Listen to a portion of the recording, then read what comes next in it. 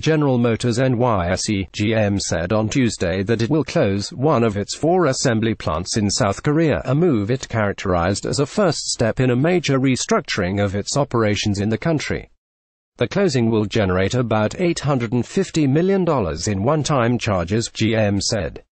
Here's what we know about the factory that's closing. GM said that its Gunsan manufacturing complex will cease production in close by the end of May. The facility in Gunsan, located about 110 miles south of the South Korean capital of Seoul, includes an assembly plant as well as a stamping facility that makes body panels. It currently manufactures the Chevrolet Cruze compact sedan and a Cruze-based wagon called the Orlando. But it's not making very many of either car at the moment, and that's why it's closing. GM's assembly complex in Gunsan, South Korea. Image source: General Motors. GM said that Gunsan has been running at only about 20% of its capacity for the last 3 years. In the auto industry, capacity is generally defined as the output that will be generated by 2 shifts of workers working at full speed 5 days a week.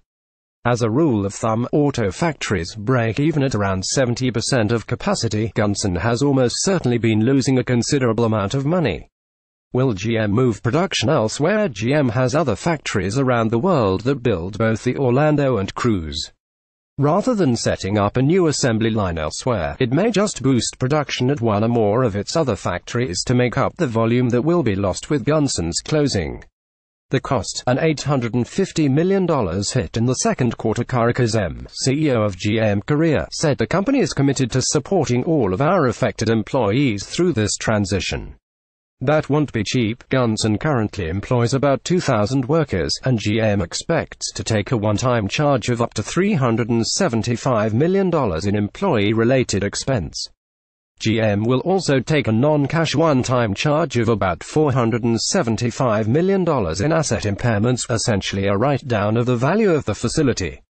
Most or all of those charges will be taken by the end of the second quarter, GM said.